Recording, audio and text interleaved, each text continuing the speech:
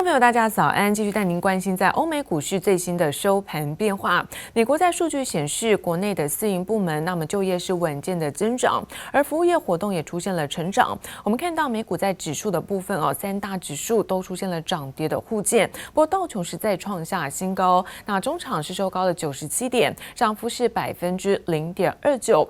科技股纳斯达克逆势下跌，跌幅在0.37%，收在13582点，而S&P 500指数小涨0.07%，收在4167点。费城半导体止稳反弹，而台孚在0.61%，收在3042点。好，再来看到是欧洲的相关消息。欧元区在3月份生产者物价指数，那么年升是4.3%。我们看到包括了服务业、综合 PMI 这些都优于预期。因此，在大宗商品价格之下，那推升了包括了在矿业股的表现。那企业财报利多的加持，也激励在欧股主要指数震荡走高。那中场在德国上扬幅度呢，看到来到2.12%，法国股市涨幅呢，则是在1.40%。At General Motors, we believe in a world with zero crashes, zero emissions, and zero congestion. 通用汽车获选《时代》杂志全球最具影响力100大企业，执行长巴拉还登上封面接受专访。最新出炉的财报也肯定让巴拉很有面子。通用汽车上季获利超乎市场预期。Far better than expected earnings for the first quarter from General Motors. How much better? The company earned on an adjusted basis $2.25 a share. The street was expecting GM to earn $1.04 a share, so more than double what the street was expected. 受惠于美国及中国市场汽车销售及金融服务业务，通用汽车上季财报亮眼，虽然营收324亿美元略差，但获利及 EPS 都优于市场预期。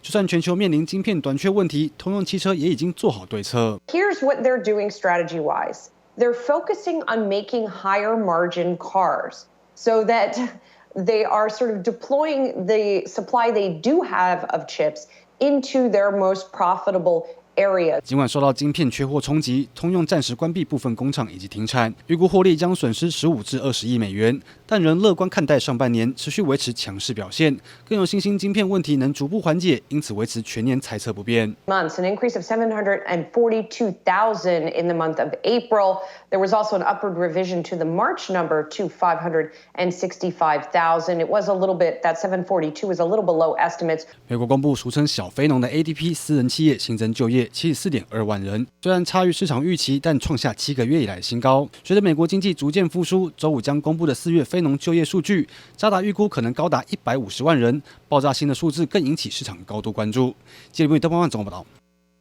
而中国跟欧盟因为在人权的问题关系恶化，现在欧盟执委会透露已经终止在中欧的一个贸易协定的继续推行，而欧盟可能跟中国是保持距离，而跟中国存在在南海主权有争议的菲律宾，现在外交部长直接在推特上爆粗口，要中国的船只是滚出南海。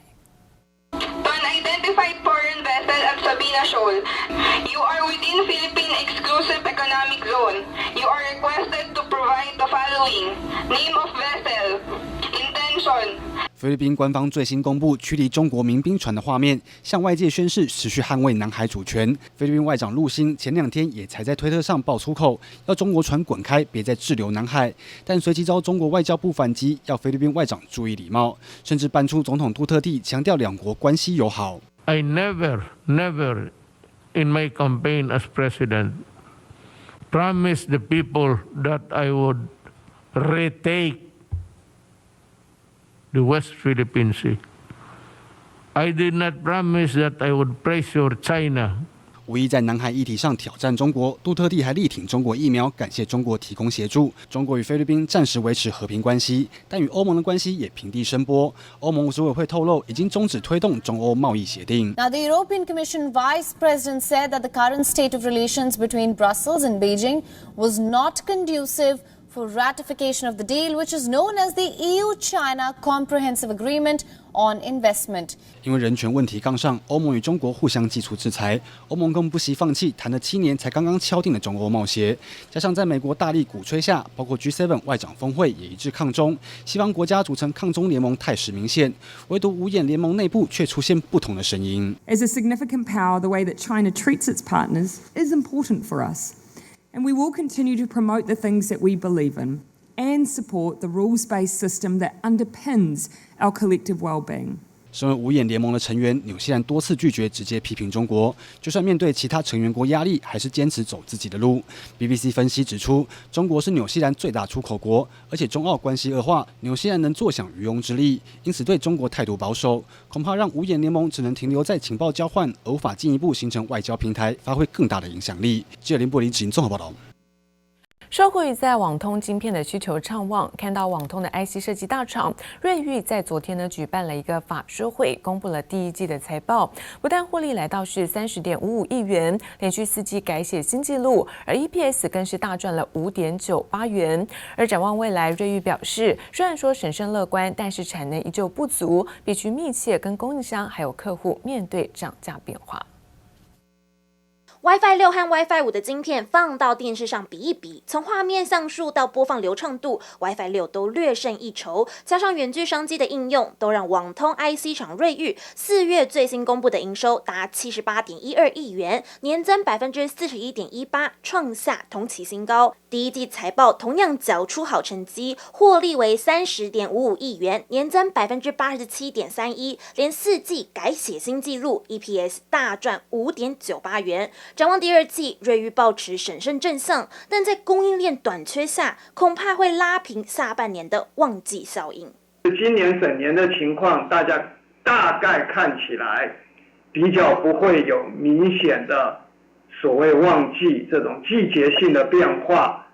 如果要说明年的至少前半年的话，应该会保持一样的需求强度。半导体产能荒，瑞昱担心到明年上半年都无法完全解决。标案市场也由于晶片缺料、价格上涨的影响，出现递延甚至降规的情形。面对供需紧绷、涨价声不断，市场更传出瑞昱本月起恐怕要再涨15%至20%。向上调整的这情况，在整个产业链的这个半导体产业链每一个环节都在发生。瑞昱，我们当然必须很密切的跟我们的供应商、跟我们的客户一起来面对这种涨价的变化。虽然瑞昱表示不对幅度特别说明，但产品组合会因客户需求做极大化的有限产能。目前将投入相关研发费用，寻求新的晶圆厂认证。而台湾整体制造业在研发费用上也逐年成长，由台积电投入1086亿居冠，并创下历史新高。联发科和瑞昱紧追在后，半导体缺货潮持续延烧中，业者也积极投资研发，要提升竞争力。记者林威信、林嘉宏台北采访报道。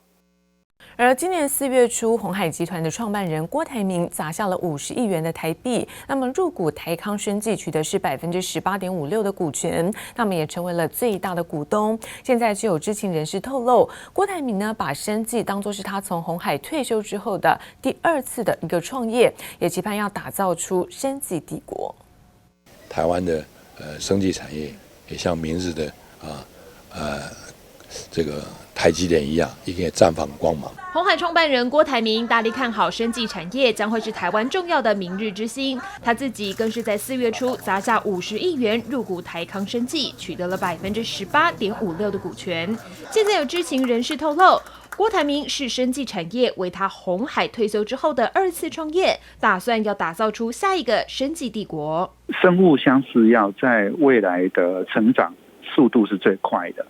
那这一块市场，我想郭董选择产业一定要选择那个会成长，而且是未来会是具有大的影响力的这种产业。专家分析，中国、韩国、印度都有很多的生技厂投入生物相似药，也就是说，即将要掀起一波竞争的局面。在台康拥有技术、郭台铭拥有资金的情况之下，双方的结合将如虎添翼。而少了郭台铭的鸿海表现也不俗，4月份营收5004.91亿台币，创下历史同期的新高。法人分析，主要是因为苹果 iPhone 12 Pro、还有 Pro Max 以及新色紫色 iPhone 12以及游戏机这3大产品主攻。在 Q1 的部分，苹果的 iPhone 销售是呈现一个明显的淡季不淡，因为它整体的这个Q1 的 iPhone 的出货量，它的年增率是达到50%以上，也明显的超越在疫情前的一个销售的一个表现。第一季表现亮眼，4月份又有紫色款 iPhone， 让鸿海营运动能不断。鸿海5号股价开盘冲高，最高一度来到113.5元，中场收在110元，涨幅有1.38%。接下来客户新品销售热度如何，也攸关鸿海股价还有财报表现能否再创下新的纪录。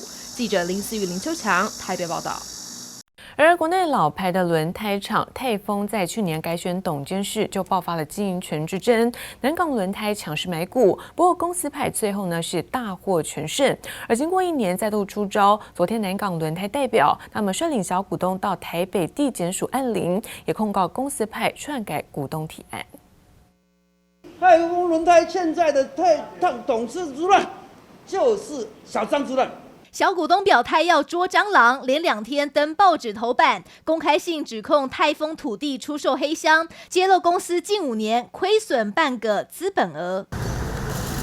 泰丰最大股东南港轮胎委任的法人董事赵国帅5号更按铃控告泰丰董事长马树健篡改股东所提出的解任独董3人，涉及背信跟伪造文书，公司以依法办理为由抵挡。这个如果用台语来讲，是有一点掏假波啦因为人家的提案来讲，我们只有一个形式上的一个审核，并没有实质上的去审核这是股东的意见我们要原汁原味的，我要把它转成给股东会去决议。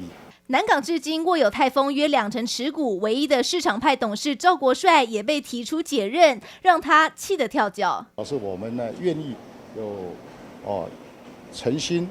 愿意协助这家公司能够把它治理得更好，而不是说像马先生呢把这家公司当成自己的公司那你如果要当成自己的公司呢，你当初就不要公开发行。引爆双方再起冲突的还有泰丰占地4.5万坪的中立场，其中1.7万坪已经变更为工商综合区，另外2.7万坪则将开发为住宅用地，土地资产相当丰厚。市场派指控出售黑箱。泰丰公司则发出3点重讯澄清，否认中立场黑箱，更指营收下滑是南港轮胎高额反倾销税率而遭到的池鱼之殃。我们公司完全都是依法来执行所有的事情，绝对不会做违法的事情。双方激烈攻防，为6月17号即将召开的泰丰股东会埋下变数。记者高雄吴国豪台北3报道。而宏基受惠于在笔电市场的需求强劲，那么第一季交出了年增3.91倍，达到是27.43亿元的成绩 ，EPS 来到0.91元，站上是10年的单季新高。展望今年，宏基预期在缺货潮延续到下半年没有办法缓解，而同时看到在生化家厂，那么4月份营收出炉，稳懋站回是20亿元大关，而全新则是改写历史的第3高纪录。笔电大厂宏基受惠远距商机延续，加上业外汇兑挹注，单季税后纯益冲上27.43亿元，季增37.7%，年增391.91%， EPS 0.91元，创下10年单季新高。展望今年，宏基看好电竞、商用笔电、显示器需求延续，上半年笔电需求持续强劲，预期缺货潮将延续到今年下半年都无法疏解。海外布局同样传出捷报，今年首季以44%的市占率拿下巴西电竞笔电的市占冠军。生化家厂4月营收出炉，受惠手机 PA、WiFi 需求回温，稳懋单月营收重回20亿元大关，月增1.77%，年增0.52%。稳懋预期第2季产线加动率可望季增80%，整体营收可望季增约1%到3%。而全新则因为3月基期较高，单月营收下滑至2.88亿元，月减15.44%，年增46.58%。不过还是改写历史第3高纪录。全新表示，产能利用率维持将近满载，全年维持双位数的成长目标。台剧集团旗下三宝雅剧、台达化、华夏同步公告第一季财报，3家公司分别社会 EVA 及 PE、ABS、PVC 等等主力产品行情畅旺，营运不淡，纯益均较去年同期大增超过2倍，其中雅剧 EPS 更达到 0.95 元，写下近10年来单季新高。台剧集团今年第一季社会各国消费动能复苏，国际油价走扬，加上德州冰风暴等等事件导致市场供给吃紧，石化产品价格大涨，带动营运飙升，淡季不淡。纺织股王如虹单季税后纯益 13.57 亿元，较去年同期大幅成长 94.9%， 比起去年第4季旺季仅下滑 14.8%， 淡季冲出单季获利历史第3高的佳绩，换算单季每股大赚 4.95 元，为历史同期获利新高。如虹董事长洪正海先前乐观预告，欧美解封后客户订单回笼的速度超乎预期，包括 Nike、UA 等等大客户今年订单力道都相当强劲。目前如虹接单能见度已经看到今年底，预估今年营收将呈现高2位数成长，创新高几乎已成定局。而且只要品牌没有出现太大变故，直到2025年，预估如虹未来几年营收将可逐年成长。记者综合报道。